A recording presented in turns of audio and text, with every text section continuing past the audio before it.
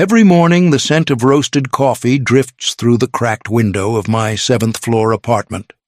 It comes from the corner cafe downstairs, the one with mismatched chairs and a chalkboard menu that hasn't changed in 5 years.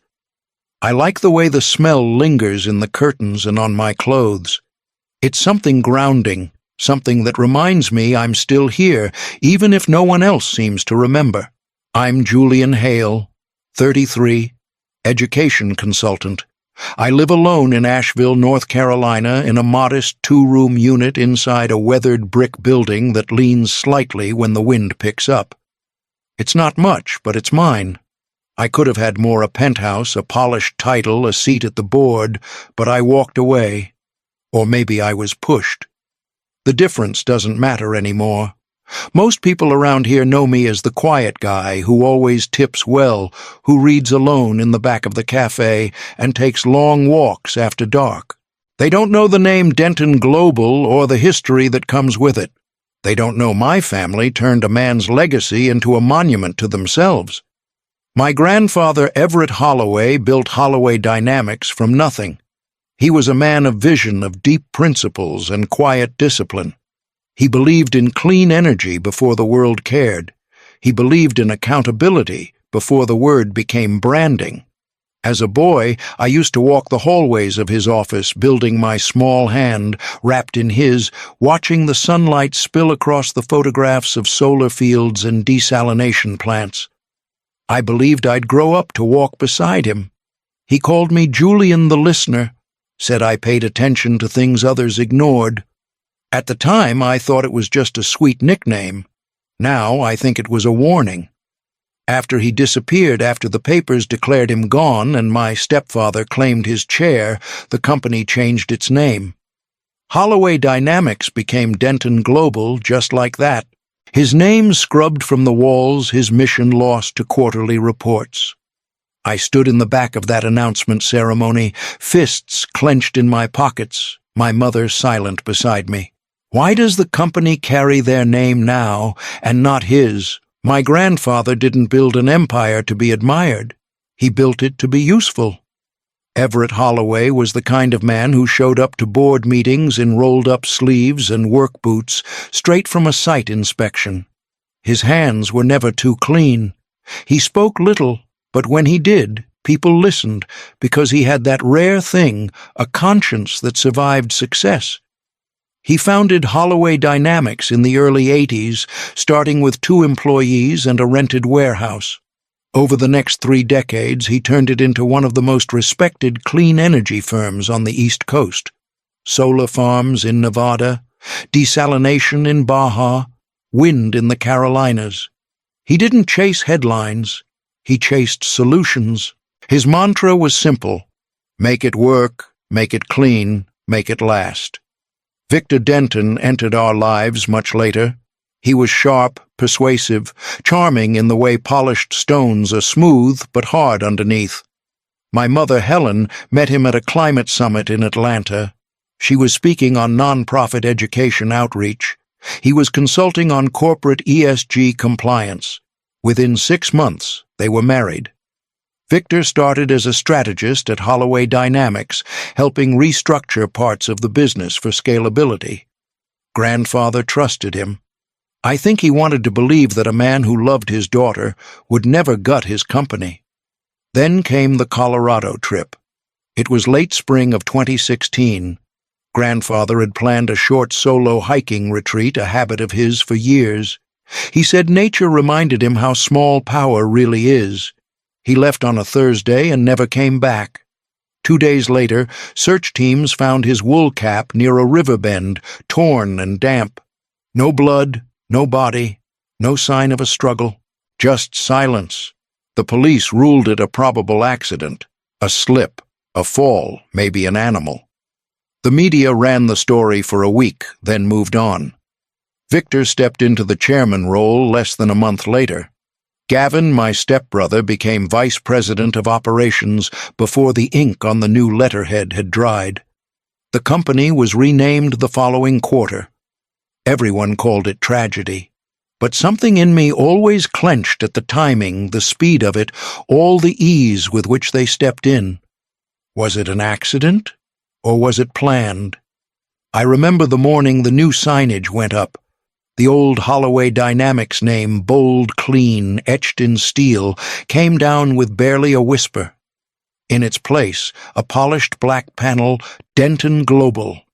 Just like that.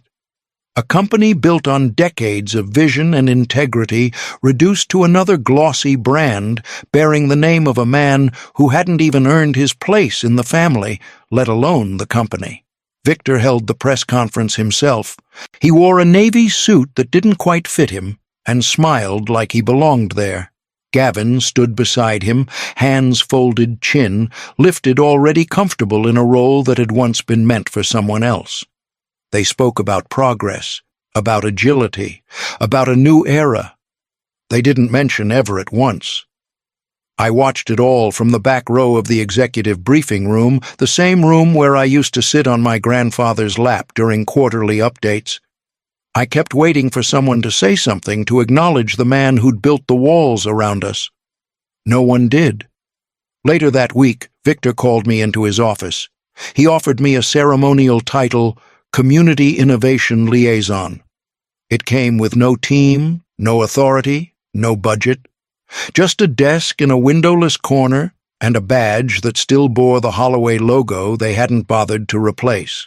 "I want you close," he said, folding his hands like a pastor. "So we can shape this future together." I told him I wasn't interested in pageantry. He said I was letting grief cloud my judgment. Weeks passed. I kept showing up asking the hard questions in meetings, pointing out when projects violated our original mission. Gavin started cutting me out of calls. My access to internal files shrank. My inbox went quiet. One morning I arrived to find my keycard deactivated. My desk was gone.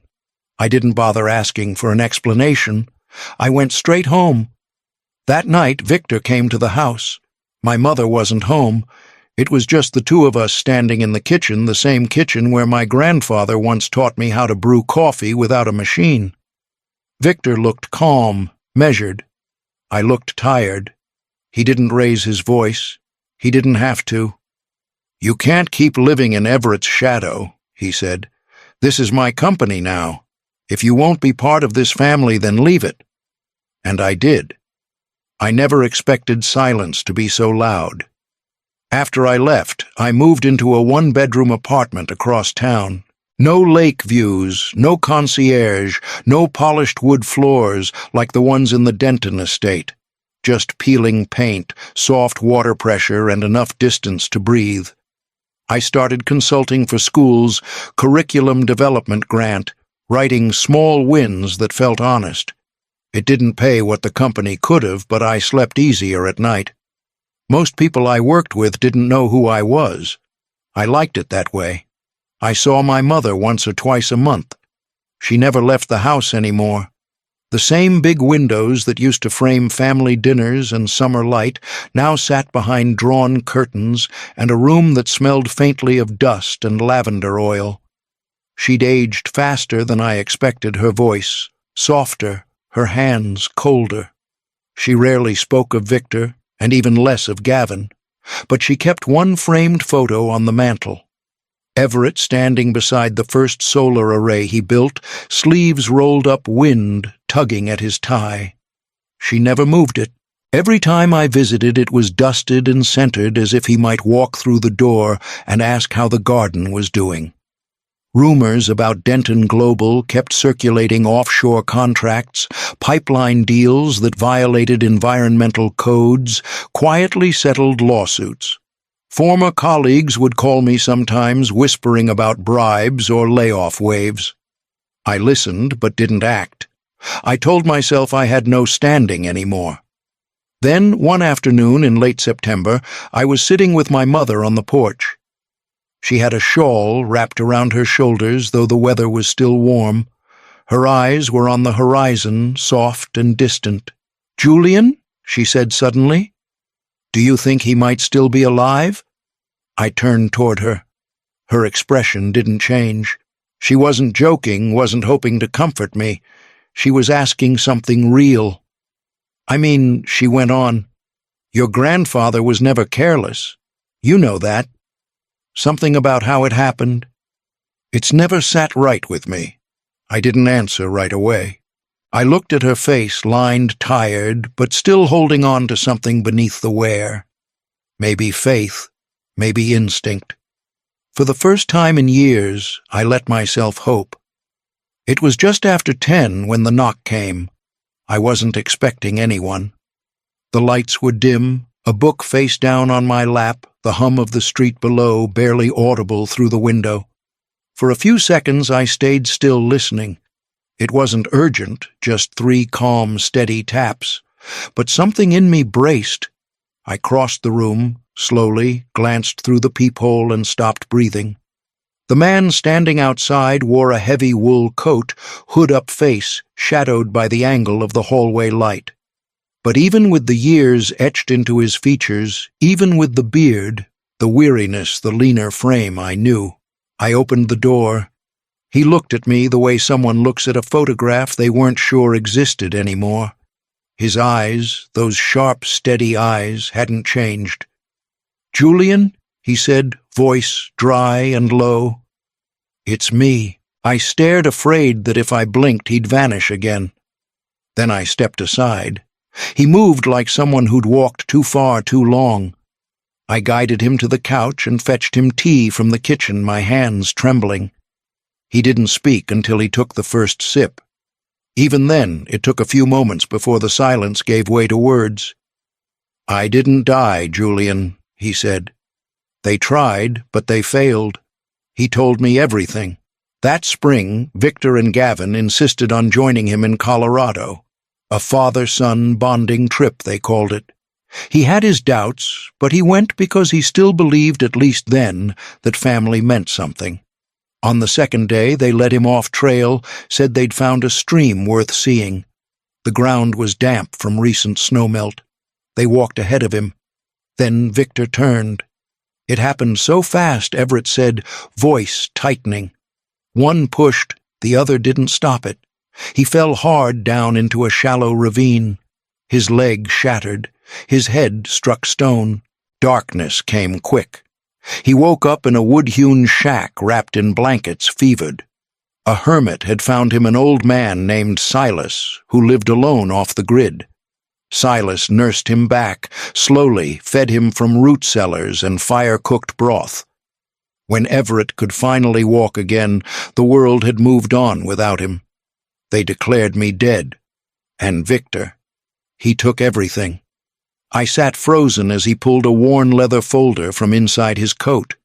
Inside were printouts, photographs, USB drives, notes, scribbled in his neat, angular handwriting, records of shell companies, emails between Victor and foreign contractors, memos redirecting funds, audio files I couldn't yet bring myself to open.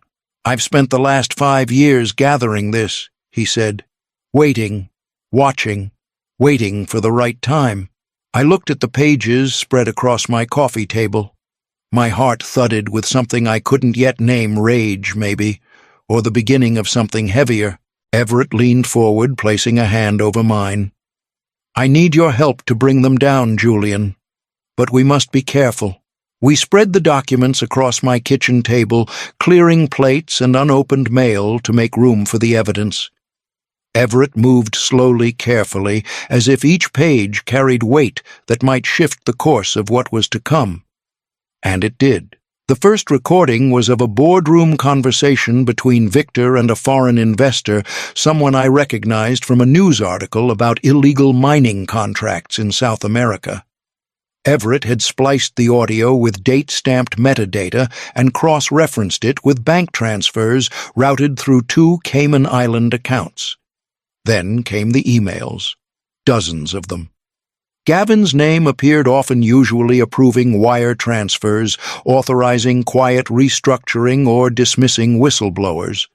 There were project reports showing safety violations, falsified environmental compliance, and contracts signed under dummy corporations. One spreadsheet outlined how they'd funneled nearly $42 million out of Holloway Dynamics in the months after Everett's disappearance. What shocked me most wasn't the theft, it was the precision. Every step, every dollar, every lie had been calculated. They weren't just greedy, I said aloud. They were organized. Everett nodded. Victor didn't want to run a company. He wanted to erase a legacy and build his own on top of it. We worked in long shifts over the next week. I called an old law professor of mine, a woman named Cora Bell, who now specialized in corporate litigation. She came by, discreetly reviewed the material, and confirmed what we feared the case was real and damning. Cora began assembling a legal team, keeping everything tightly sealed. No calls, no digital trails. We met only in person, always in neutral places. Everett didn't want to risk a leak. Then, just as we were beginning to plan how to present the evidence, an envelope arrived. It was cream-colored thick paper, my name handwritten in gold ink. Inside was an invitation: "You are cordially invited to a private family reunion celebrating 7 years of Denton Global's leadership, hosted at company headquarters." I held the card between my fingers, reading it twice. There was no mention of Everett, no mention of the past, just polished smiles and a schedule of toasts. I looked up at Everett across the table. He didn't speak, but I saw the faintest trace of a smile flicker behind his eyes. They think they've buried him. But what happens when the dead walk in? The night of the gala, the Denton Global headquarters gleamed like a shrine.